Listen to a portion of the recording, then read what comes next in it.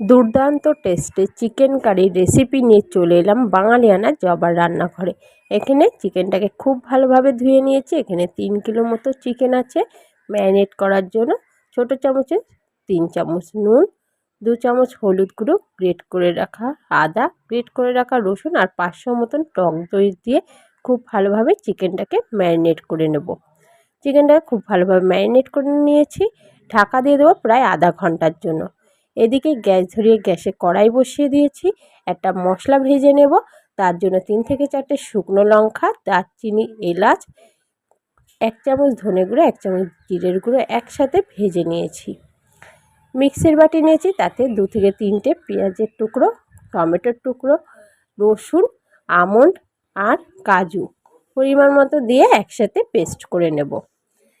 Gas ধরিয়ে গ্যাসে কড়াই বসিয়ে দিয়েছি। কড়াইতে দিয়ে দিচ্ছি পরিমাণ মতো তেল। তেলটাকে ভালো করে গরম করে নিয়ে তেজপাতা, শুকনো লঙ্কা ফোড়নে দিয়ে দিয়েছি। কেটে রাখা পেঁয়াজ কুচি দিয়ে পেঁয়াজটাকে বেশ লাল লাল করে ভেজে নিয়েছি। দিয়ে দিচ্ছি পেঁয়াজ টমেটোর পেস্টটাকে। স্বাদ মতো নুন, হলুদ গুঁড়ো আর স্বাদ মতো চিনি দিয়ে মশলাটাকে খুব ভালো করে কষিয়ে নেব। মশলা দিয়ে তেল ছাড়তে শুরু করেছে। দিয়ে দিচ্ছি ভেজে রাখা মশলাটাকে, দিয়ে খুব ভালো করে আবারও কষিয়ে নেব। কিছুক্ষণ কষিয়ে নিয়ে দিয়ে দিচ্ছি কালারের জন্য কাশ্মীরি মিক্স, দিয়ে আরও 2 মিনিট মতো কষিয়ে নেব। 2 মিনিট মতন কষিয়ে নিয়ে ম্যারিনেট করা মাংসটাকে দিয়ে ভালো করে মশলার সাথে মিশিয়ে নেব।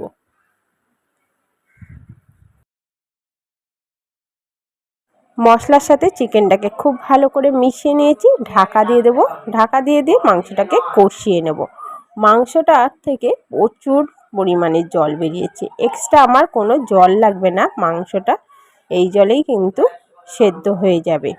দিয়ে দিচ্ছি একটু গোলমরিচের গুঁড়ো আর কাঁচা লঙ্কা কুচি দিয়ে গ্যাসের ফ্লেমটাকে হাই করে দিয়ে 4 থেকে 5 মিনিট ঝোলটাকে ফুটিয়ে নেব।